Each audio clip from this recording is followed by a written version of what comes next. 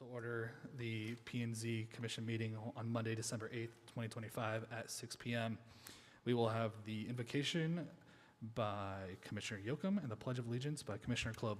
Please rise if you're able to.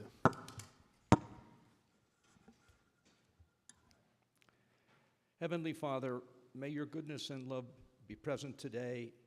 Please bless our gathering with hope, unity, and vision. Bless our men and women in uniform around the world who protect us and who secure our freedom.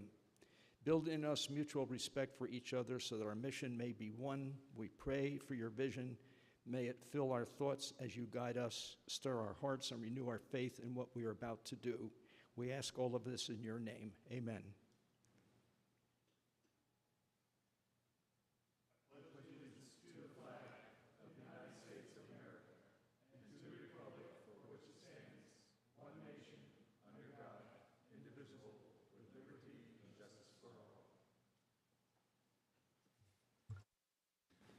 Thank you, Commissioners. Before we go to roll call, I just want to introduce our newest Commissioner, Chad Whittle. He joins us for our last meeting of the year. Thank you. Appreciate that. Pleasure being here. That'll take us to roll call. Commissioner Brems. Here. Commissioner Robertson. Here. Commissioner Klob. Here. Chair Singleton. Here. Commissioner Yoakum. Here. Commissioner Thomas. Commissioner Whittle. Here. We have a quorum. Thank you. That'll take us to the call to the public. If you wish to speak, please complete a speaker card and submit it to the chairman prior to the start of the meeting.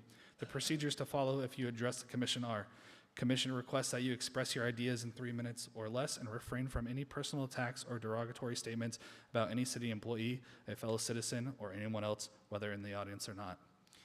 The chairman will limit discussion whenever he deems such an action appropriate to the proper conduct of the meeting. I did not have any speaker cards, but is there anybody in the public that would like to come forward and speak? Seeing none, I will close the call to the public. That'll take us to item 4.1, minutes. Commissioners, any questions, comments, concerns over the minutes? Do I have a motion to approve? Motion to approve. I have a motion by Commissioner Robertson. Do I have a second? Second. I have a second by Commissioner Brems. All in favor say aye. Aye. All opposed? That motion passes. That takes us to, well, we don't have public hearings or consent agenda, so that'll take us to regular agenda 7.1 ZON 25-05. This is a public hearing. A request by Westwood Professional Services applicant on behalf of Porter 20 LLC owner to rezone 3.6 acres from general business CB2 zone to the general commercial GC zoning district. The subject site is generally located 0.13 miles, 712 feet, east of the southwest corner of North Porter Road and West Honeycutt Road. This is for discussion and action. Take it away, Larry. All right, good evening. Chair, Commissioners, members of the public, Larry Mason, Planning Division Development Services, for record number ZON 25-05. As the chair mentioned before, the applicant is Westwood Professional Services on behalf of the property owner, Porter 20 LLC. As mentioned before, this is just east of the southeast corner of West Honeycutt Road and North Porter Road on approximately 3.6 acres. This rezone request is seeking to rezone from the CB2 general business zone to the municipal zoning district, general commercial, to permit the use of a car wash. The APN for this parcel, just please note the size of this parcel, 510.71.016H. Again, this is Westwood requesting rezone to general commercial. You can see on your map now, you can see additional pink parcels that you have, the commission has forwarded a favorable approval to the council earlier in 2025. I just want to note that this request meets the general plan objective, B1.4.6, to move all of the county legacy zoning districts into current municipal zoning districts. I do have a blank page here. I just want to note this is a rezone request, an entitlement request only, but in the spirit of bringing to you everything that we have in our possession on this project. I'll just walk through the site plan with you. And so here I want to show you just where it's located, just along Honeycutt Road. Whisker for this parcel is to the east. We have an access easement off of Honeycutt Road as well as from Circle K. And the CCV property is bounded to the south. You may note to yourself, this doesn't look like 3.6 acres, and that's true. This is about 1.25 acres, 1.5 acres they're looking to develop for a car wash. This will have to go through a lot split before any permits are issued by the city. There's a fire lane that they've added here. This is non-public. I'm not sure what the surface will be. I'm just going to note that here. And I'm trying to pull down some arrows to show you what the general circulation will be. I don't have, because it's preliminary, I don't have any final plans from the rest of the divisions in development services. This is complete first review. We're still having engineering, planning, fire, building, looking at this. And then the car wash itself is under 5,000 square feet. I think these elevations provided by the applicant work nicely. You can see the north and the west side as well as the south and the east sides. This won't be the final look, but this will give you some background into what this project may look like. The landscape planned, we have an open space requirement in commercial districts of 10%. The applicant is providing 32%. More marking, 32 trees, 211 shrubs. They're adding, improving the sidewalk along the west side to connect to the sidewalk along Honeycutt, so we're improving the pedestrian connectivity there, or would be should this be approved, and 5 parking islands that will be landscaped. The staff analysis for this project, we're looking to see if this request meets conforms with the general plan and what the general plan is asking. The general plan, we do have 3 policy objectives listed that, this will promote commercial along arterials, near neighborhood nodes.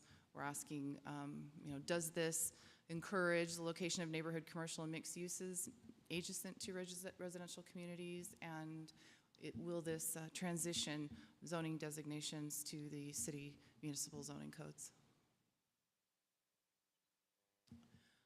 For your review, for the commission to decide here is this a zoning map amendment consistent with the general plan? Does it achieve the balance of land uses? Does it increase the inventory of commercial properties in commercial zoning districts, commercial uses along this area? And will this amendment promote the growth of the city in an orderly manner that protects the public health, safety, peace, and welfare? I'll just note that all along Honeycutt Road, you may know, is all CB2 zone. We sort of have a flurry of CB2 zones on the south side of Honeycutt. We find that general commercial fits perfectly. The public outreach, the applicant had mailed the notifications and coordinated with staff. The notice was published on the city website.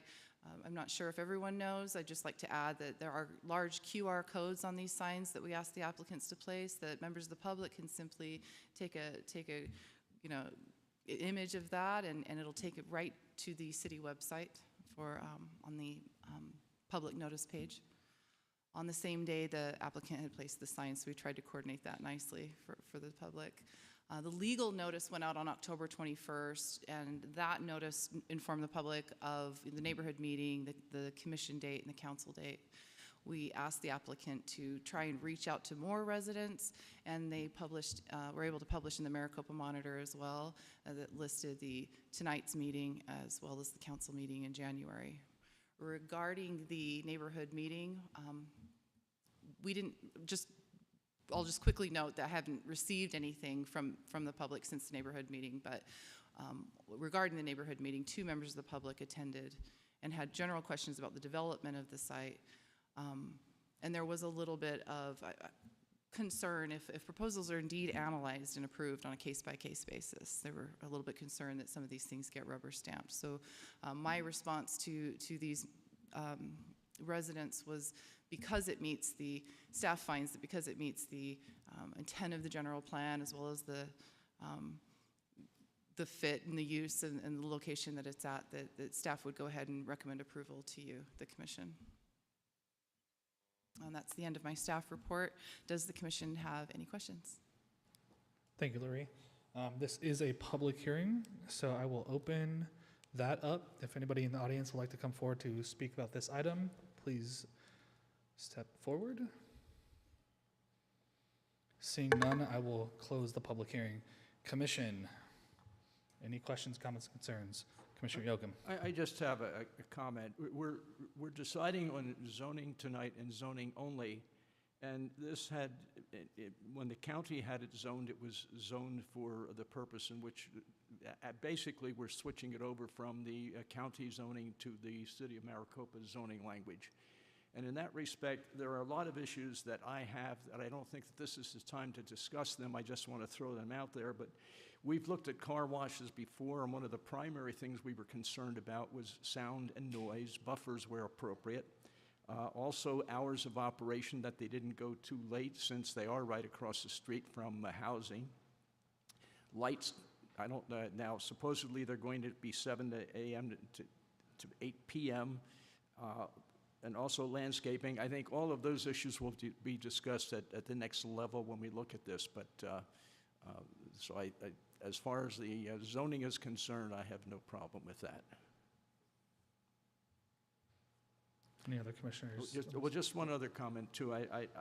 Looking at the ingress egress, I think does need additional attention. Thank you. Commissioner Robertson. Thank you for your presentation, Larry. Could you go back to the overall overhead view? Keep going, right there. Oh, okay. So where you designate the fire lane, is that the actual road that exists now that goes to the west from the Circle K? Yes, yes, that's right. That little dogleg road? Yes, Chair, Commissioner Robertson, you can see barely on the west side of that image that is what sort of juts out after So that Circle K. road will become part of this property, or you'll still be able to drive through Sure. to get back out to? Chair, Commissioner Robertson, I noted in the staff report that this access easement was created, I think, 2017 from Circle K to this site. And then when the CCV property sort of carved out its space, it created that as second access from Honeycutt Road. Okay. And I agree with what Commissioner Yocum said. You know, this is zoning only, but this is our opportunity to give a little bit of feedback. And I was just wondering about that. Thank you. Commissioner Klob. Through the chair, thank you. Larry, thanks. Is this the site that was at one point zoned for, was it Pinal Federal Credit Union or something like that? Or is that For adjacent Pinal, to it? sorry? Wasn't there a credit union that was allocated on this site? That's farther east. It's farther, okay. Mm-hmm. Couple things, maybe kind of a housekeeping thing. I didn't notice it, maybe I didn't click on the right thing. These drawings that you've shown here, they weren't in our packet? So, Chair, Commissioner Klob, I just want to know, the way that this sort of happened, you've routinely seen city-initiated rezones from CB2 to general commercial. This came in as a DRP, as a site plan review, and it was at first review that it was noted that due to the need to rezone to the general commercial, we would have to request from the Commission and Council to rezone to general commercial to support that as our legal interprets the code now. Okay. Yep. As I've said it 1,000 times, I'll probably say it 1,000 more. I always hate rezoning blank pieces of property without some direction of where it's going. And I understand the whys and the hows and the whos, but I don't like it anymore.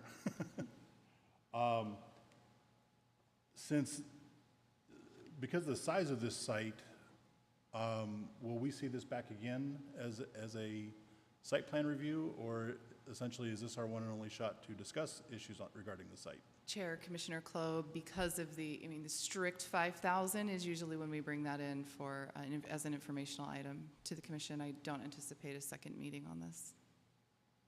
And kind of there lies my concern.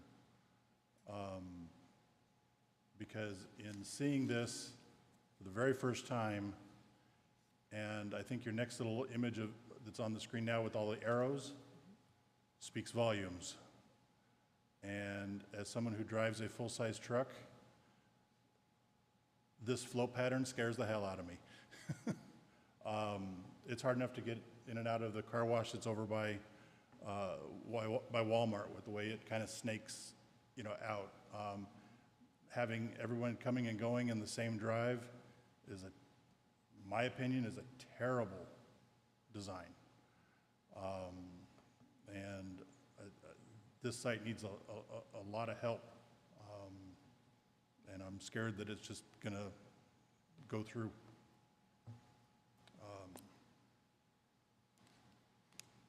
So, yeah.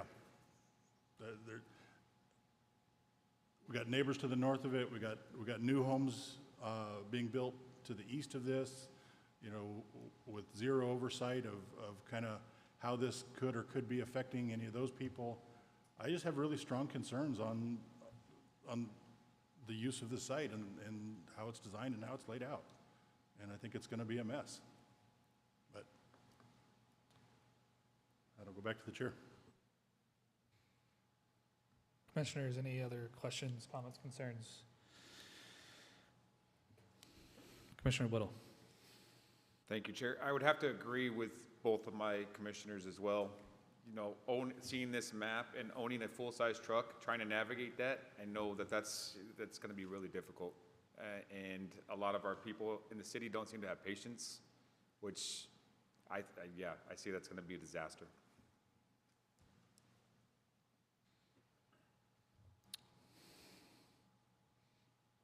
I know it's a zoning, but you presented. And I know these are preliminary. Where exactly is the second point of ingress and egress on this diagram? Or is that the fire lane here? Chair Singleton, that is the access on the west side. Okay. There may be additional access as this parcel and area gets developed. So is there going to be another development south to it? Because this isn't the full 3 whatever acres, right? Chair Singleton, that's correct. This is the west side of about 1.5 acres of the 3.6. The rest of the property will meet with Honeycutt and Whisker. So you do see the trash enclosure to the south. We do expect some circulation in that south area, but as far as access and ingress, egress, primarily will be that west side. Okay, and that's going to be my next question is the trash on the south side. There's currently no road there. No. So, because that borders up against the church, if I remember correctly. Yeah, a little concerning that this doesn't come back to us, right? I know technically they can build it right now. They don't have to come here for zoning, right? But it's a little concerning that this doesn't come back to us for a final review. I also drive an F-150, and I purposely don't take it to any of these car washes in town because, like Commissioner Klob said, getting out of the one by the Walmart, I am four-wheel driving over everything because of how it's situated. And so pushing everybody out this one, point of ingress and egress for me isn't ideal. But like I started off, it's zoning. And circling back to that, when the rezone for the Terribles just a little west of this, I had asked, why didn't we get more people in this section involved? Because I think that alleviates some of the concern of just piecemealing these zoning requests, right? It's easier for us to conceptualize, okay, yep, we're gonna just rezone everything, just like we did south of the train tracks, for Lowe's and all of that. And I was told nobody's on board. But here we are, a month later, with somebody on board. So I think that, and I know it's hard to, I guess, and maybe anticipate this, but it would be nice to see some of these that are so close together be grouped together, so we're not having, all these separate meetings and agenda items just for the same thing. It would be ideal to see this just, hey, if we're gonna rezone 10 acres along Honeycutt because we know Honeycutt's going to be the commercial corridor. I know Circle K doesn't have a carrot to, change zoning, they're already built. But as these new developments come in, it'd be nice to see them come in all together instead of one by one. So that's just my request to staff, to try to alleviate the amount of agenda items that we have for pretty much duplicate requests. But yeah, I've kind of voiced my concerns of the preliminary site plan given to us. I would also ask that this preliminary site plan then, I guess, be added to Legistar since it was presented to us here. I think the public should also have access to it, even if it is preliminary. But yeah, I will give it back to commissioners if they have any questions, comments, concerns. I just had one thing I wanted to Yep, Commissioner piggyback Club. onto, is you had said you'd understand that Circle K doesn't have a carrot here, but this is Circle K. Circle K owns this entity that, is developing this car wash. So Circle K does have a stake in this. But I agree with what you said. It would be nice to, these little spot zoning, even though for rezoning, as a design professional, it just creates, years from now, as I come into these projects, that people are gone that made the decisions, and then we got this little tiny box that is zoned this, and we want to change it to that. It's not what the neighborhood has, and it just becomes problematic. I'm not saying that's what this is, but these spot zoning situations just create headaches for the design community down the road. I've had to clean up a lot of messes in my day.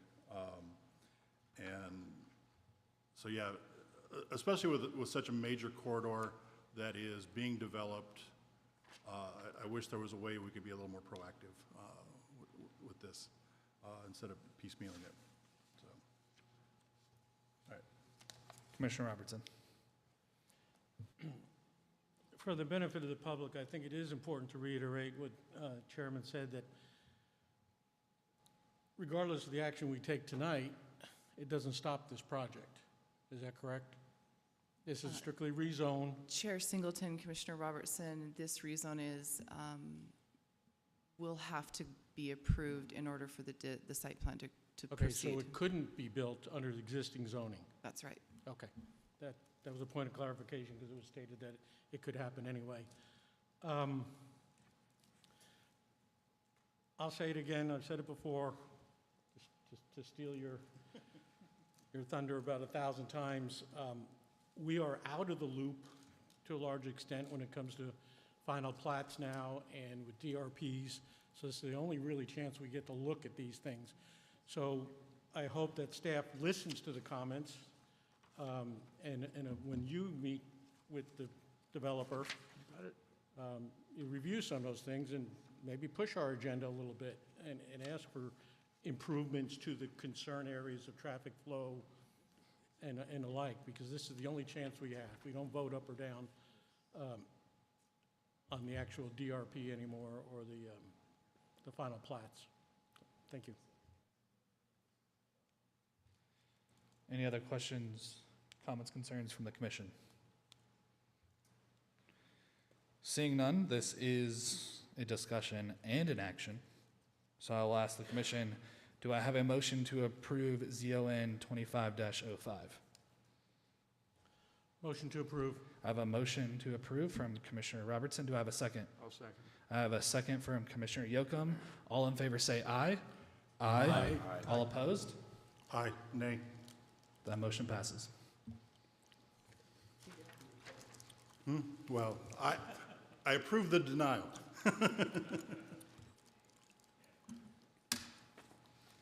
That will take us to item 7.2, DRP 25-28. This is just a planning commission update.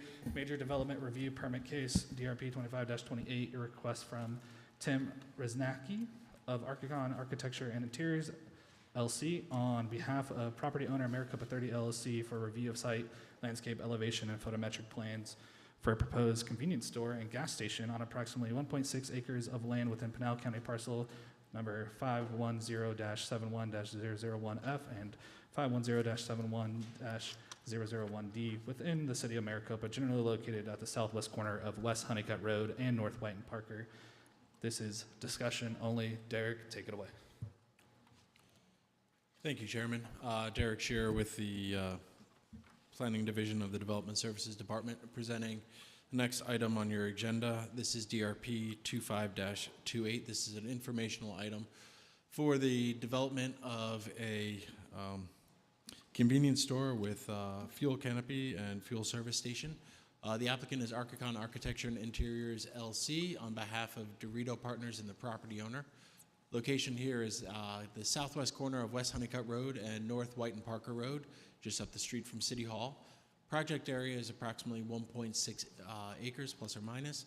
The proposal is for a development review permit. This is a major development review permit because the convenience store is over 5,000 square feet, so it's being presented to the commission as an informational item. As we can see on the right, proposed site plan, this is the actual color landscape plan to give a little more pop for everyone to see. Site access, there will be one full access from West Honeycutt Road, which is all the way on the left of that plan. That is sufficient distance from the signalized North White and Parker Road and West Honeycutt Road intersection. Per our engineering standards, you have to be about a quarter mile away from an intersection to have a full access. Those are our standards for safe ingress and egress. Full access meaning right in, right out, and then left in, left out as well.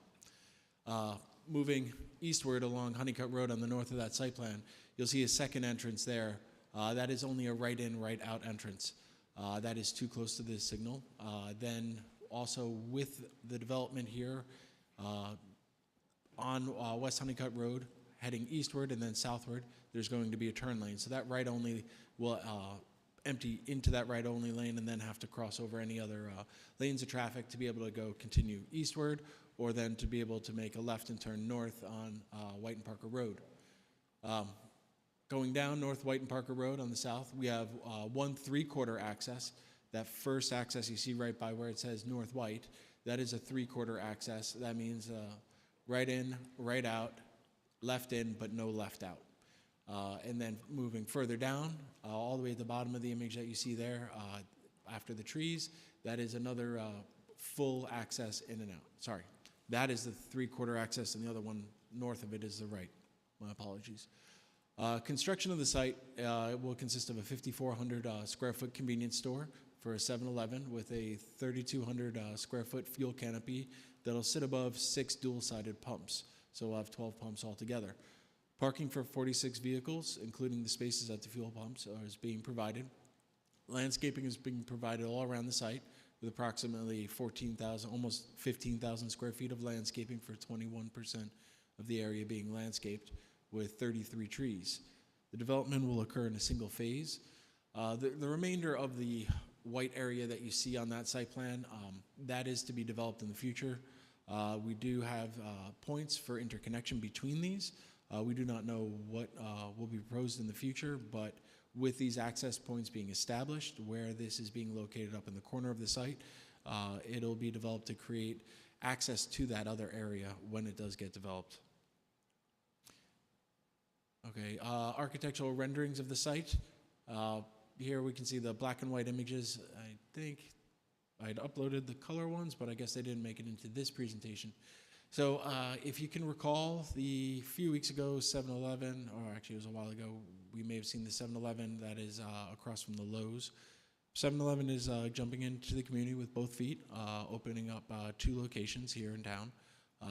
This is the second of the 2 locations. Very typical architecture of modernist style for 7-Eleven.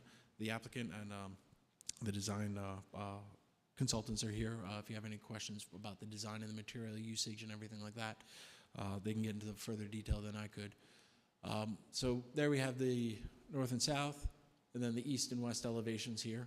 All of the cabinets, SES cabinets that you see there on that west side image that is on the top there, those will be painted to match the background color of the building, so they'll be camouflaged and not stick out as much. Here we have architectural renderings of the fuel canopy. This fuel canopy, this is the first review that we're looking at it. We do require that the canopies have articulation for vertical articulation. So it won't be that flat roof going all the way across. They're going to have to incorporate some other elements into it that'll have up and down movement along that canopy. The proposed development will be consistent with the general plan. There is a rezone needed for this property. Prior to any approval of this, the proposal will meet all requirements of the zoning ordinance. This is the first review of it. Comments have gone out to the applicant. On November 21st, the notification letters were sent to property owners within 600 feet. On the same day, the site was posted. Staff received one letter and email opposing the proposal, which is in the commission's packet as Exhibit F to the staff memo. And I'm happy to answer any questions, and the applicant team is here as well. Thank you. Thank you, Derek. Commissioners, questions, comments, concerns? I'm going to start on the right side this time. Commissioner Robertson. This intersection is probably one of the poorest designed intersections in the city.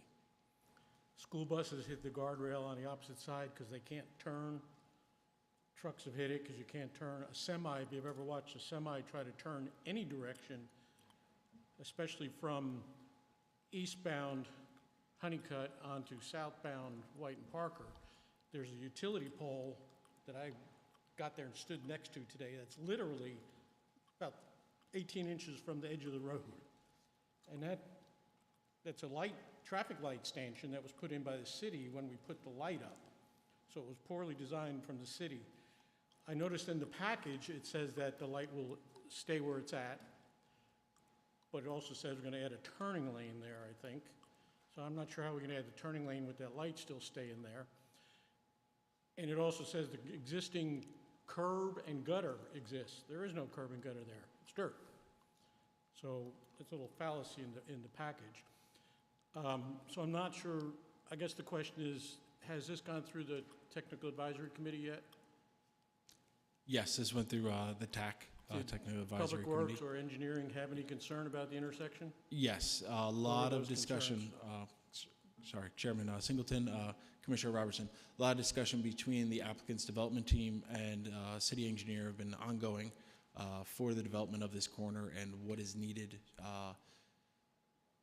what deficiencies there are that the city is responsible for, and then what deficiencies will be increased that the applicant and the developer will be responsible for fixing. Some of the deficiencies are, like you noted, at that corner, putting in the turn lane. White and Parker Road is a tight road, although it seems wide because it has easements on the east side from APS. So it has been developed on the west side of the road. If you look when you're driving north, you'll see, just past City Hall, you'll see manholes that are just sticking up out of the dirt. In the dirt. That's the ultimate width of the road going all the way out there. Those manholes will be in the road at some point in the future. When the properties north of City Hall and north of Lococo develop, they'll be responsible for the half-street improvements. And as you can see at City Hall, White and Parker does a slight little lane shift like that. That'll be widened out. Up here, this is that little portion of it. That whole big farm field that you see on the right side of North White and Parker there, when that gets developed, all of that's going to shift over. Yep.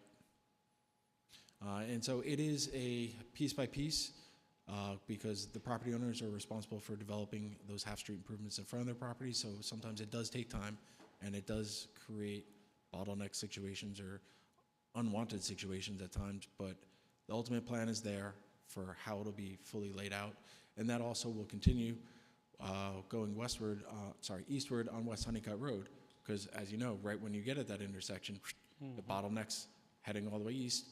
North side of Honeycutt Road, that is not in our jurisdiction yet. That is still county land. And we don't have the control over that yet, but at some point in the future we will. Okay. All right, just carry our message forward. That intersection needs some work. Thank you. Commissioner Clubb. Through the chair. Derek, thanks for your presentation. Just have a couple comments on this. Correct me if I'm wrong, but aren't colored renderings part of the major development review They are. requirement? Chair Singleton, Commissioner Club, they are. They weren't in the first review, and that was one of our comments.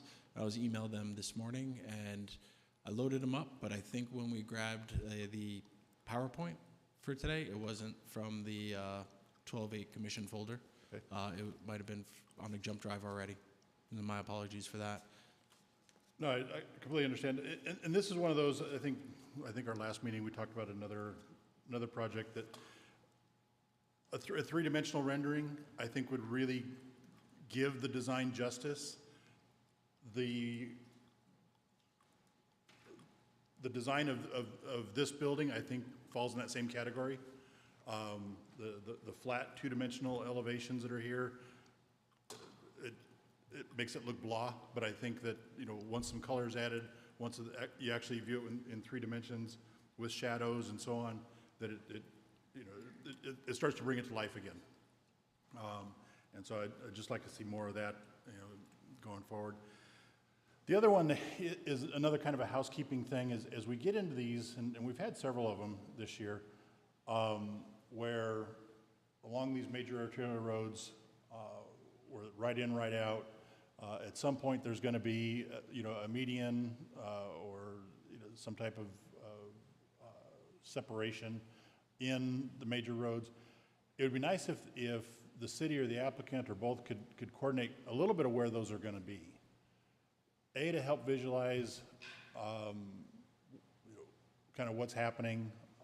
Is there a need for a pork chop here? Is there not a need for a pork chop here? And I think it just kind of helps. It helps me visualize kind of what's going on. I'm sure that it would help the community as they see these projects. Once they hit social media and our friends in Maricopa, post it up there, and the first thing, this image that people are going to see is, oh, everyone's going to be turning left straight out of there. Well, kind of like what they do at Circle K now. And we're trying to avoid that. We're going to solve that problem. I think being proactive to show people, hey, we don't have a problem here. We've already solved it. I think would be beneficial. Overall, I think it's a good use for the site. There was a discussion about next door to the west of this, I think it was. Wasn't there a commercial development that we approved earlier this year for that? Chair Singleton, Commissioner Klob, there have been several proposals I've seen, but nothing official submitted. More of just sort of inquiries. It's gone from commercial. It's gone, I believe, years ago was a multifamily aspect to it, and having these connected. I do not know what the property owner and developers have in mind at this point.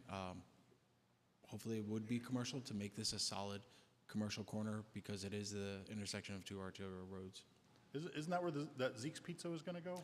That is further west. It's a little to the west, okay. Yeah, My this is error all the then. way the end of the 7 Ranch. Oh, is it? Okay. My error then. Yeah, just those 2 housekeeping items that I think that, would really kind of help the process a lot. So, Absolutely. thanks. Point taken, thank you. Commissioner Yocum. Yeah, I agree with the various comments that have been made, but one thing that struck me tonight, our next item of discussion is design guidelines. And when I review this product, I'm looking at the Archicon Architecture and Interiors memo, and they tell us that this design is going to include stucco material, metal siding, wood look fiber, cement board, anodized aluminum storefront, spandrel glazing. And I think that is helping us to get away from this warehouse look that we see in so many of the buildings, especially the earlier construction in our community. And I think it dovetails with what we're going to be looking at in our next topic. Just wanted to make that point. Thank you. Any other commissioners, questions, comments, concerns? No. I have a couple. I don't know if you'll know this or the applicant. How far are the canopies going to be from the road? The only reason why I ask, and it's come up in other gas station discussions, is light pollution from the canopies into the neighborhood just north of it. There is a house south of this, southwest-ish. So just kind of curious on that, because people have brought up that's going to keep me up all night because of various reasons. And then I believe you said where the word west Honeycutt and then north, that end, those are right in, right outs, right? The closest to the corner are right in, right outs. So I'm not seeing anything that stops anybody from turning left. And I've seen numerous times at the Circle K just to the west where there is something to stop people turning left, they still do.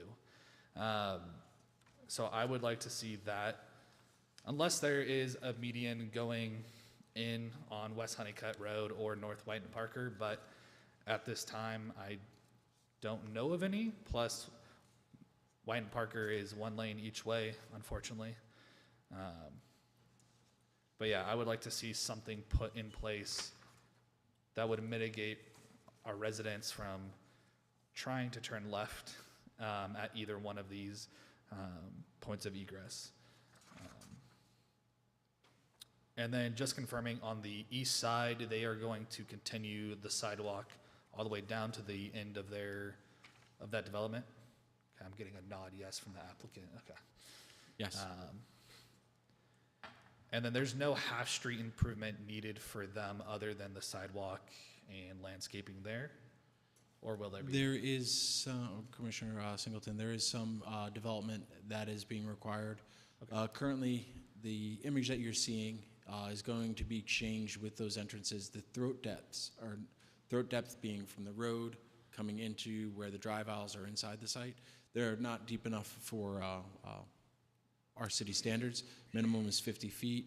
The city, because of the traffic situation here, I believe they were requesting 80 feet, and they were in discussions with the applicant on redesigning and making that throat depth deeper, because we do not want another situation similar to what we have, say, Taco Bell on John Wayne Parkway.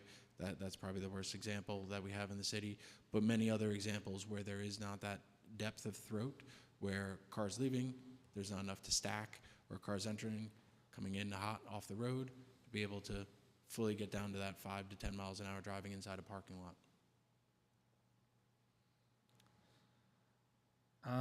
Let's see, what other questions? I'm assuming yes, but for the public, mitigation of runoff, oil, everything. I was just reading the letter of opposition, and that's one of the concerns from residents is, oil, gas running off, leaking in.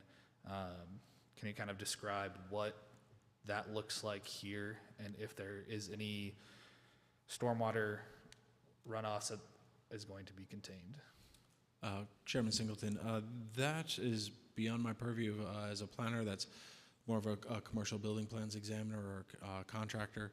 We do have regulations on that, and in the building codes there are regulations, and the state has, the Department of Environmental Quality has regulations on containing that, and when spills happen or oil leaks or anything like that, keeping that site clean and separating the on-site runoff from off-site runoff, so that anything, when it rains, pooling, kicking up those oils on this site will go down into their own drainage basins, and those basins, in this plan, they're going to be subsurface, and they'll have the basically a grease trap, similar to like a restaurant, but it's for these types of uses that catches that before it goes into the actual subterranean basin, and then doesn't get down into our soils beneath.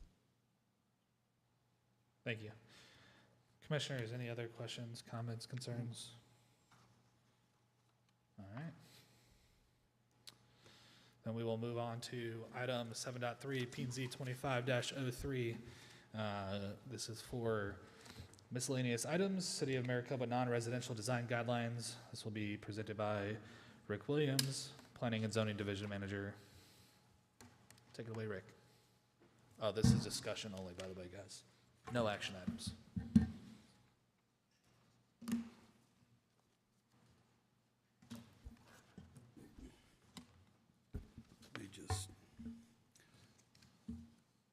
Thank you, Chairman, members of the Commission. Rick Williams here, Planning Manager.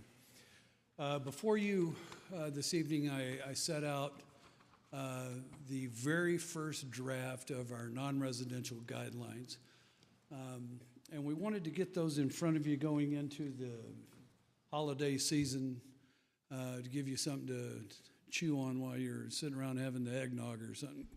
But what we've done is, through our residential processes, we have the single-family residential design guidelines. For our multifamily, as we've been before you numerous times, we have the multifamily design guidelines. However, what we haven't had was a good set of non-residential design guidelines. So we're looking at a lot of things going on right now. We've got the general plan update going on right now. We're going to be getting into the Maricopa zoning ordinance shortly thereafter. And then we wanted to bring these in as well. So when you look at it, in the planning process, we talk about entitlement a lot. And then we move into the conceptual site planning phase, and again, we're talking about commercial development here. And from there, we have basically relied on our ordinance to give us any teeth, give us the tools necessary to work with these developers as they're coming in. We have been needing a set of design guidelines coming in so that in the very beginning of the process, when we're getting into site plan pre-application meetings, we can sit down with the developers and the constructors then and make sure that we've accurately, and articulated the requirements that are coming before them. So, and then once we get past that stage, we go into the construction drawings, their building plans, things of that nature. So let me tell you a little bit about how we put this document together. It started about 18 months ago, maybe a little bit more. We took a look at every city in the valley, Phoenix, Mesa, Gilbert. I won't read them all, but I mean, we went through every city's set of non-residential design guidelines that we could find. And most every city out there has these. What we then did was we took that and we broke it down into different categories. And then we started crafting the document itself. And so as you go through it, it starts with the site design, and we talk about layout, access, parking lots, septed, landscaping, lighting, walls and fences. So there's a lot of different things that it hits on. Then we get into the architectural form and design character, the building mass, how the walls move, how the roofs move, storefront proportions, is it all glass or is there materials mixed into it? And then colors and materials are a biggie going through. So we haven't had those requirements before, but we've got a set of them now that we're starting with. Same thing with industrial. We know we just had the big industrial triangle. We don't have a whole lot of industrial in the city of Maricopa right now, but we do have some design guidelines that we're proposing, and we've included those in the packet that you have today. And it talks about the walls and forms, facade articulation, roof planes, all the things that are necessary to create a visibly interesting building that we're placing on site. And then we also have specific developments with respect to gas stations and car washes, drive-through facilities, office complexes, and other commercial buildings exceeding 50,000 square feet, which we don't have a whole lot of that right now, but we will in the future. You know, we don't have a shopping center right now, but we will in the future. And, you know, so we felt like it was important that we go ahead and we include that in now so that we're ready when it starts to show up. Maybe 2 years, maybe 5 years. You know, it could be the Vestar piece, you know, that was recently rezoned across from Auction, and any other additional large-scale retail that comes in as well. So what are the next steps? My goal was to get it to y'all here this evening. As I said, it is a rough draft. We just completed that, got it all put together, got it back from the other side of City Hall here. It is not a perfect document. There are clearly some things we're going to need to clean up on that. But what I'd like for y'all to do is go through, take a look at the text. We're going to change some of the pictures. There's a couple of things we need to reword in here. But I'd really like to get your feedback on this. We're creating a developer review. There are numerous developers that are doing business here in Maricopa right now that we've got some good relationships with. So we're going to send this out to probably somewhere 6 to 10 folks that are developing in the city of Maricopa right now to have them take a look at it as well. We'd like to post a draft on the city website, you know, somewhere around February 2nd. The reason I did not put this, you know, in your packets is because it's not ready for publication yet. There are some, clearly when you see it, there's, you know, some formatting things that we're going to need to change. We're thinking back before the Planning Commission somewhere around March 9th. Once we've gotten your comments back and we've gotten the developer comments back, we'll one more run through it, send it upstairs to, you know, for one last view, and then we're hoping to have that back in front of you for a full discussion somewhere around March 9th. City Council study session second week in March, and then possibly council adoption on April 21st. The one thing that I would say is that we're not being pushed by this.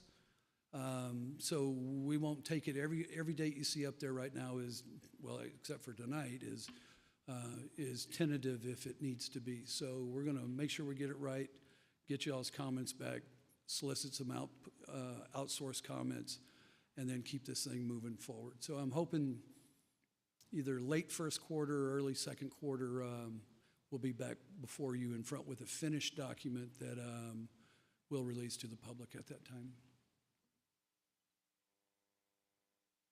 And I'll be happy to answer any questions. Commissioners, I know we just got the packet. I'm just kidding. Any questions, comments, concerns over this item? I'm not expecting necessarily questions over what was in the packet. Right. But Commissioner Whittle.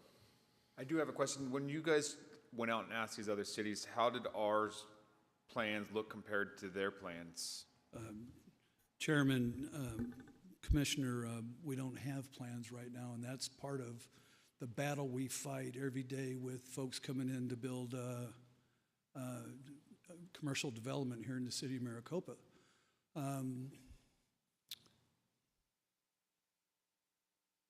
We're to the point now where, I mean, we're a rapid growing city. People want to come here and do business. It's time that we have a set of design guidelines like this. I know Commissioner Klob, who is a design professional, is shaking his head up there, and there are, it's time.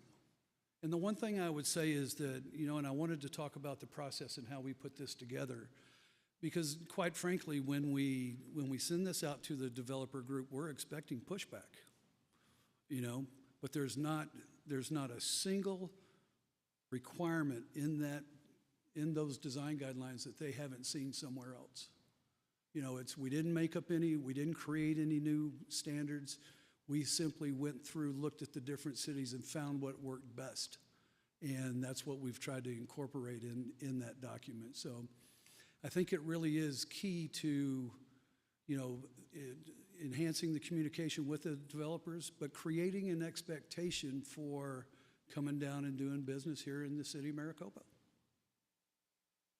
Yeah, that was my point. I wanted you to explain that we don't have one, so that way this is why we need to have one, so we can Yes. be just like everybody else in the state.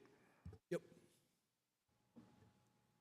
Commissioner Yocum. When you went through the various, I'm sorry, when you went through the various guidelines that you researched, the different cities and whatnot, I'm sure you saw a lot of unique and unusual, but you also probably saw some trends that certain ideas or situations that would seem to flow through all of the communities. Are you going to be concentrating on those, or are you going to try to be more innovative? Yeah, Chairman, Commissioner Yocum, I can give you a perfect example of that. In the city of Maricopa, we have a standard, I believe it's either 8 or 10 feet, and what we see is you step out of the car, you have the sidewalk, concrete all the way to the building itself, and then that's it. You know, then with these requirements that we're adding in there, it requires foundation landscaping, so a certain percentage of the building has to have landscape in front of it, you know, typically where you walk into the building, so that it's a pleasant, welcoming, aesthetically pleasing place that we're creating. Design guidelines are all about feel. How does it feel? How does it function? That's what the premise behind these are. You know, how do you feel when you're in that area? How does it function? How does it move people around? Are there pedestrian, you know, bollards in the right places? You know, same thing for parking lots. How do you move around in the parking lots? You know, why do, you know, you walk into certain places in Gilbert and right in front of the store, it's a tree-lined, shaded walkway all the way into the front of the Sprouts or whatever store it is. You know, we don't have those requirements here right now, and that's what that book right there is going to do. It's going to require development for the future to step their game up. You did hit on something which we don't have need for right now, but and that is when we have to attach parking garages to the various stores or other units. Are you going to be putting any guideline for the multi-layered parking? Chairman, Commissioner Yocum, yes, sir, there's a whole section in there in parking structures, parking canopies. You know, just offhand, you know, any type of parking structure that's going to need to be developed, and we know that with you know, future Copper Sky development, you know, there's going to be parking garages. Well, those parking garages now have to incorporate the same type of design criteria that the main buildings do, you know, so that the colors and the materials and all of that match, and so that the moment you pull into it, it creates that sense of arrival. You know, and you know, and that fits back into the, you know, how does it feel? How does it look? How does it function? And that's what we tried to do with those guidelines. And also, are we going to try to drift away from everything having sand color? Sure. Thank you. Real quick to tag onto that, Pantone released its preferred color for 2026. Beige. Beige. So it just came out the other day. I So rest my case. Don't say that. True story. While I have the mic, do you mind if I continue? Go ahead. Through the chair, thank you. Rick, I think this is long overdue. I think it's a great first step. As someone who plays with these regulations on a daily basis, it's been one of my biggest frustrations within the city of Maricopa for many, many, many years, in that I designed, I've told you, I think several on the dais here also know, I designed some of the original homes that were built here back in early 2000s. And they were the same homes that were being built in Chandler and Gilbert and Surprise and Peoria and Queen Creek and so on. And when the developers came to us and said, okay, we're going to build in Maricopa, all that stuff you put on, the stone, the fancy colors, the gingerbread, take all that garbage off. We don't have to do that here. Nobody cares. Right. And as a consumer and as someone who was looking for homes several years ago to move my family here, I started seeing the 20-year-old ramifications of those decisions. Yep. And there are areas in this community where there is a dividing line, where it was without regulation, with regulation, across the street from each other. Right. You got the A team, you got the B team. And we did a lot in Chandler, where we could actually see a tangible difference in sales prices, fewer EMS calls, fewer issues with blighted properties when Chandler in the mid-90s went to their design guidelines. And we've had our residential design guides for a while. A couple years ago we did the multifamily, and I think having the commercial is overdue, and I'm looking forward to kind of digging into it and providing a lot of feedback. As it relates to that feedback, can I get, or I shouldn't say I, so can we get a digital copy of this? Absolutely. I do everything with PDFs, so I can mark it up on the screens, and I got big monitors and things like that, so. Yeah, I'll be, Chairman, Commissioners, I'll be happy to send, I'll send out an email in the morning with the PDF version of it and have at it. Awesome. But I wanted you to have it tonight so you could feel it, see it, touch it, turn the page. I did notice there's a whole gas station section after we approved 27 gas stations in the last month, but I couldn't get it done. in jest, thanks. Commissioner Robertson. Thank you, Rick. I agree, it's desperately needed. I'm curious, absent of this right now, how do we get approvals? Is strictly just good old boy negotiation is how you're doing it right now? Chairman, Commissioner Robertson, that is absolutely how we do it now. We push as far as we can push to get what, makes it look better. For example, the roof planes, there's no reason in the world why a gas station has to be just a 200-foot straight line across. Right. You can put movement in that. They do it all over the place in other cities, but we didn't have anything that gave us any teeth to be able to require that here. I don't know, you had a gas station come through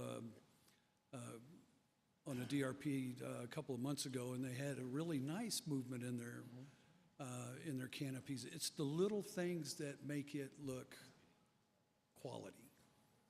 It's the little things they can do that don't cost a lot of money, that they can add to these sites, that will bring character to the neighborhood, will bring value to the neighborhood, but more importantly, what it does is it sets a standard for, if you're going to build in Maricopa, this is how you're going to do it. So the current business model, does it ever cause delays in the project because you don't have anything in place? I don't know if I would say it causes delays. What I would certainly characterize it as not having any leverage. Yeah. Right. So I've got an ordinance that says you got to be 25 feet back, you got to be 30 feet in height, but I don't have anything that says, hey, you know what, you can't build, a blob building with, it ties our hands trying to get that development moving forward, and now's the time, because this, I think that things are going to start to happen over the next 5-10 years, at a very rapid pace, and we need these tools to be able to fight the good battle, I guess is the best way to So you're put it. looking for council approval probably in April or May, or springtime. When would it go into effect? Is that done by ordinance or resolution? 30 days. 30 days. Does it affect current projects in the pipeline? That might still be a year out, but yet they put in their application. We've been through some process already with some projects. This could occur before those projects actually breaks ground. How does it affect them? Commissioner, really good question. As soon as we really have these in the pipeline, so we get y'all's comments back, we get the Builder Forum folks back, and we're really able to get to where we're, fine-tuning the final document. We'll start sharing that then at pre-apps and meetings like that, where, hey, you know, this is, when do you intend to start building? Okay, you're 6 months out, this is gonna be your requirement when you get here. You know, and we'll start sharing that, you know, with them, saying, hey, this is coming, you might wanna take a look at it. Could there be a scenario, though, where someone's 100% grandfathered in with what they've already proposed? You know, Commissioner, only if, I mean, if it were previously approved, you know, and they just hadn't built it yet, then it would be very difficult for us to go back and you know, impose these new requirements. Now, the other aspect of that is that there is a shelf life on a site plan. Right. You know, so, you know, I believe that's 24 months. They don't build it in 24 months. That site plan is, and we would not, I shouldn't say that. I don't believe, or we would take a real good look at that as to whether we would, you know, extend that or we would require them to meet the new requirements. So if it timed out, there might be a window to Yes, sir. insert that. That certainly would be part of the conversation. Thank you. I have Commissioner Yocum. just one thing that impresses me, and that is dipping our toe into something different or unusual or something that really stands out. Take a look at the architecture out at the Apex Motor Club someday. Now, there's some imaginative architecture, and we need some of that in our community. We really do. Oh, is it? Oh, that's what reminded me of it. Yeah, Yep. it's in there. Yep. And there's a lot of good things going on. I was out of town this weekend. I was up in Las Vegas. And I saw the prettiest 7-Eleven store being built that I've ever seen in my life. And the first thing I said when I saw it was, why don't we have that here? Mm-hmm. You know, so I want to get with Derek. I didn't get back in the building till, you know, close to 5 o'clock today. But, you know, that's, you know, again, important. And we're going to have those conversations, and we're going to push the envelope on this, and we're going to get, you know, better designs and better requirements in the city of Maricopa. Commissioner Robertson. One more comment. Yes, sir. Just looking at your front page, these are established design guidelines for these companies, for their buildings all look the same. How does this document impact that? Would there be a conflict where it says Tractor Supply, you can't look like that, you gotta look like what we say? No, Chairman, Commissioners, I think once you get into these, I don't think it's going to have an impact on branding or anything like that. Okay. You know, or on their corporate logos. They can still use their brands, their signage, their, you know, what, I think it goes back to the example I just used with the 7-Eleven. You know, I mean, you come down here and you build one here, but you build the Taj Mahal up there. You know, or a unique design, something that would really complement. Why is that not coming in here? You know, these design guidelines will help us have that conversation so we can bring that up. You know, but the Lowe's is still going to be Lowe's. The Home Depot is still going to be Home Depot. But their garden center might look a little different for the next one. You know, and the walls that they build around the garden center might look a little different on the next one. But it's the same requirement that they're building in every other city out there in the valley, so why bring us chain link fence? I know when you go out to Queen Creek, I think it is, there's Yes? a new Maverick out there and a new Circle K that looks entirely different than any other ones that you've seen. Derek and I were just looking at that last week before I skipped out of the office. You know, there's some really nice designs up there, so why are they not coming here? You know, this will help us get those. Very good, thank you. And just- Good work. Commissioner Club. I have another comment too, and when I look back at our first effort at apartment buildings or some of the earlier charter schools, they look like warehouses, they really do. And I think this document is going to take us away from that trend. I really believe that. Yes, and Because we're drifting away from it now, but we need something that has more teeth. well, and what I would just in that sense, since you brought up the apartments, we're going to come right back. And I'm going to kind of get into the report from staff here now, but we're going to bring all our design guidelines back before y'all. The single-family residential have been around for about 5 years now. They need to be tweaked. We need to go in and fix a few things in there. The multifamily have been around for, I think, about 4 years now. But that all, you know, our current set of design guidelines is for vertical development. There's nothing in there that governs or speaks to the build-to-rent developments that are coming in here. You know, there are ways that we can put in there, you know, so we don't get the monopoly-looking houses going down the road. You know, we're going to put some requirements in there that require them to bunch them, move them around, put different, you know, 1-story, 2-story. The Gunsmoke guys, they did a pretty good job of that. They were willing to work with us. We asked them to do it. When you drive by that, it actually looks pretty good. You know, but you've got 1-story next to 2-story. You've got, you know, they just did a really nice job of on the footprint of those buildings on the site. But they did that out of their own goodwill because we asked them to. There was nothing we had, you know, in writing that required them to. We're going to fix that. Commissioner Globe. To the chair. Yeah, to kind of piggyback on what Commissioner Robertson was talking about, yeah, the corporate identity is I think going to be allowed to stay. I mean, there are elements that make, you know, the orange makes Home Depot, you know, the blue Lowe's, and I don't think we want to be Sedona where they made McDonald's change their arches to teal.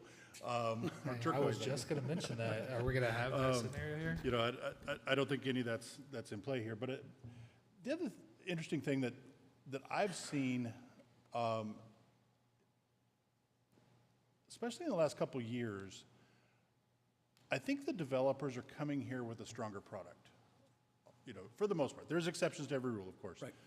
But you know,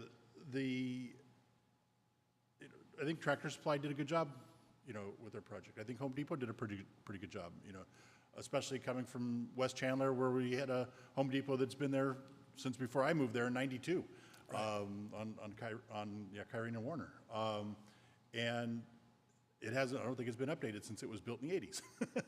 Right. So you know, I like that we still give them the autonomy to, you know, bring their own product in, but let's bring some of the requirements and the articulation and the roof structures. And the only other thing that I would say to that is, kind of piggyback on Ted's comment, is we look at Apex, and you know, those buildings are very architectural. They're very long, they're very linear, they have very flat roofs, big, but it's the shape of a wing, but it's part of that look. Right. So in one aspect, we have to be careful we don't say you have to have articulation in the roof when, as part of the architecture, you know, the dominance of the architecture itself, you know, we'd be actually taking away from it. Right. So having some of that flexibility to give back to staff, and I think that leads in my last little comment, you know, as this progresses forward and as we reevaluate some of these new design guidelines and update the old design guidelines, and my concern is with now these designs no longer coming to the purview of P&Z and council and staying internal. The concerns I'm hearing from a lot of people around the state, developers, some aimed at Maricopa, some aimed at other cities as well, right, is having the staff that has that design acumen on staff to be able to adequately push and promote these guidelines with the zeal that needs to occur to say, you know, this needs X amount of stone, or you know, right, or the opposite of what I was just talking about. Because of the architecture, it doesn't need this roof articulation because that is part of that branding or that type of architecture, right, that makes it cohesive. And I think that's my biggest concern here is just making sure that we have the people in place to make those decisions, and we're not just adding gingerbread to add gingerbread because someone said, oh, it's in the book. Yeah, Commissioner, I hear you loud and clear. I think there's going to be, you know, an educational aspect of it, you know, for internally for staff as we start to implement these. You know, what does it really mean? What is it, you know, what are we trying to accomplish? Because you can clearly over architecture stuff. You know, and so it's finding that balance. I've been accused of that before. I think that, you know, a lot of it, you know it when you see it, Yeah, you know? it feels good. Yeah, and like I said, we talk about feel and purpose and function, but you know it when you see it. And so I think these guidelines will give us the ability to have those conversations. We're going to see a better product coming in, and we're going to know when we see it. I am not in architecture. I never claimed to be one, and certainly didn't play one on TV. But I think that, you know, had the Apex building come in looking, you know, messing with the roof lines, we'd have seen that. But it's a very good point. Yeah, and I think that's the key here, is to be able to get away from, I mean, I had a situation in City of Phoenix on a design project, and the comment that was made was that our design book says this is what it has to have. And when I was explaining, but that is not part of, and this is actually in the historic district, and no, historically, this bungalow, you know, in 1920 would have looked like this, not like how you know, just because it says in your book doesn't make it right. Right. And there needs to be, you know, some level where staff can say, yeah, this is a little out of the norm, it's a little different, someone's going to bring something unique here, and we, you know, we don't have to make it fit in this tiny little box. Right. And to your point about when you see something, it feels good. On the flip side, I do have some engineer friends that they see boxes and they just, oh, that's great. With no trees around them. I can give you a classic example of you know it when you see it. I remember the first time I looked at this building we're sitting in, and I knew it when I saw it. It's fantastic. It really is. And this is what we're trying to achieve. Yeah. And I think that this plays into the comment I made earlier tonight about having those, you know, the three-dimensional views. It's such commonplace in our industry. I mean, yeah, we do have the small developers and the mom and pops and things like that might not have that technology, and you know, so there's that fine line: do we make it a requirement or not? But I really think that helps sells. Does it feel good or not? Yeah. You know, these static, flat, you know, images that historically that we've received just don't do these buildings justice. Right. Buffalo Wild Wings, I think, is a great example of there's all that articulation in the wall, but it got lost completely in the renderings they provided. But I think when it's going to be done, it's going to be kind of cool. You know. Commissioners, any other questions, comments, concerns? I have two questions. One's an ask, actually. When can residents see this? We saw it. I think residents should be able to. I know this isn't, you know, necessarily for public consumption at the moment, but I fully believe that residents should be able to see this. I'm sure everybody else here sees it on Facebook and social media I hate how this development, you know, looks, and it would be nice for them to potentially also give some input. So you pulled this up, is February 2nd, that time frame? That's what I'm shooting for. Okay. Awesome. And then, yeah, I wish this came out a little sooner. You know, I think some of the developments that have come forward would not, you know, fly with some of these rules. Well, get into them.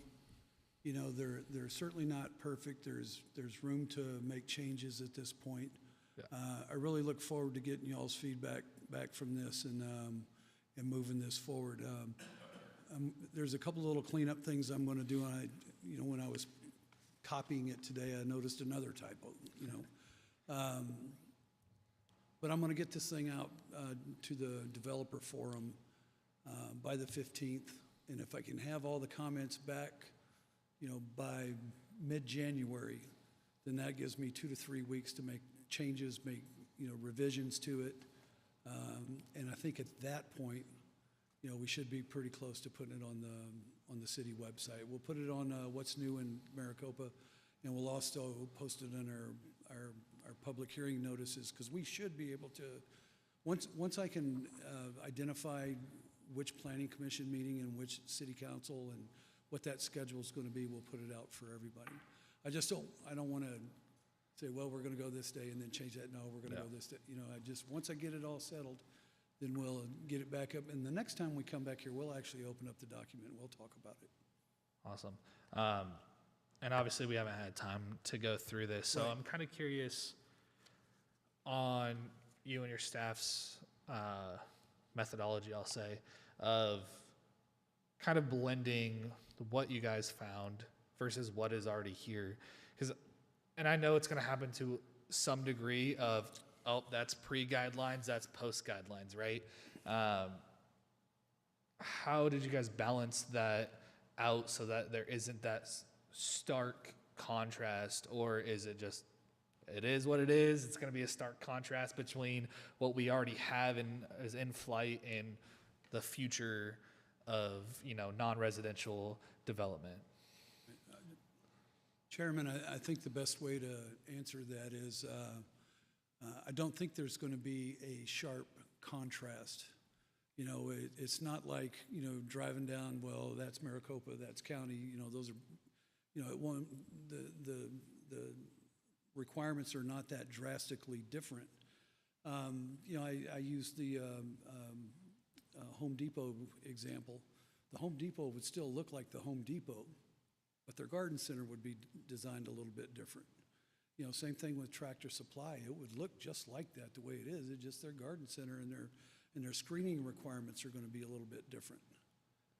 So I don't think that, I don't think, and I don't want to minimize, because that's still a really nice center.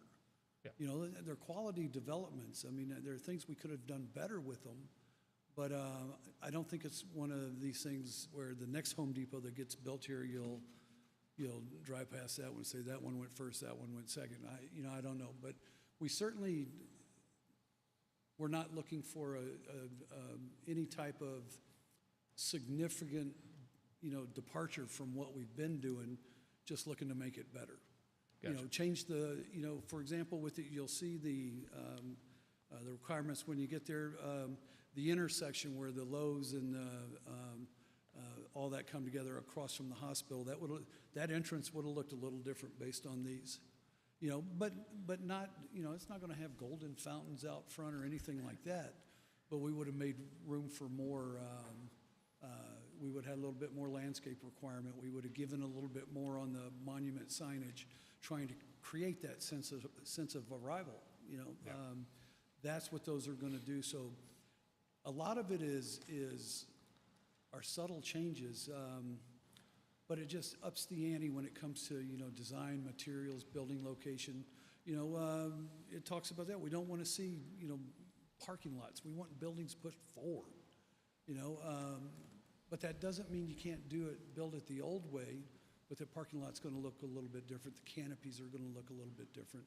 And what it does is give staff the tools they need to be able to have those conversations. Yeah, and I know some of these have already been kind of subtly put in, you know, play as, you know, as your team has been putting this together. But I was just curious if there was enough difference between kind of what we've been doing to what we'll be doing.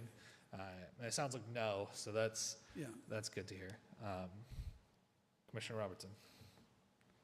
The fact that we're calling them guidelines kind of leaves the door cracked a little bit to discretion with you guys and negotiation, and I think that's a good way to go. Yep, They're guidelines. Chairman, Commissioners, there's a few shalls in there, but there is, you know, a lot of it is subject, you know, very subjective, you know, but it creates the starting point to have the conversation as we move forward and gives staff more tools, you know, to negotiate that as we're moving forward. Yes, sir. Awesome. Oh, he's supposed to I think tell you're not only going to have them moving, I think they'll get some ideas from this. I really do.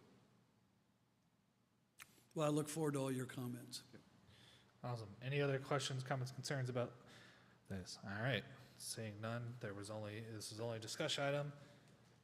Now this is, I'll take it to agenda item 8, reports from commission and/or staff. Well, thank you, Chairman. Commissioners, first off, thank you for all your efforts this year. It's been a pretty good year. It's been a different year.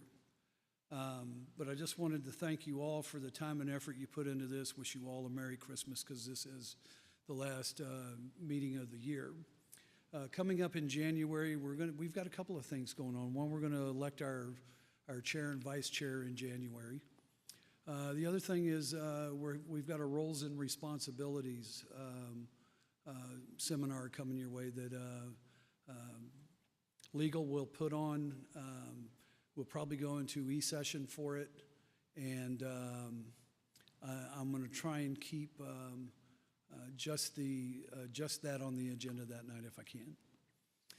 As I said, we're going to be bringing quarterly items to you. You're going to get the single-family residential guidelines back again. You're going to get we're going to make those better. We're going to get the multifamily back, and then what my ultimate goal with this is to tweak the Heritage District guidelines and then combine them into one document. So you got the single family, then the multifamily, the commercial, and so that's my goal. That'll be towards the end. But we've got some other educational things coming. I think 2026 is going to be a really good year, and I'm just looking forward to it. And with that, I would just say, everybody be safe out there. Happy holidays, and we'll see you in 2026. I'll email out the PDFs that tomorrow. Feel free to call me if you have any questions on it. I'll always make time to have that conversation. And that concludes my comments, sir. Awesome, thank you, Rick. One of my questions or comments to you is going to be the educational piece, because I have met with some department heads, and it would be nice to see things like, because we had the traffic study, Right. and it'd be nice to see, how does fire get approved and whatnot. Not only for our benefit, but then it gets recorded and residents can see it later on. So I'm glad to hear that's on the horizon for 26. We're gonna, the goal is at least one a quarter. That doesn't mean we can't do more. Some are gonna be simple, some are a little more in-depth, so we'll have to negotiate this as we go, but that's my goal for 2026 with you folks is to have something in front of you every quarter that, you keep in mind when we put stuff like that together, it makes us better, makes you more informed, and makes everybody, everybody that's watching on TV, might learn a little something too. So it's all about education. Awesome. I do not see a need for executive session. For that, I will take a motion to adjourn. So moved. I have a motion I have a second. All in favor say aye. Aye. We are adjourned.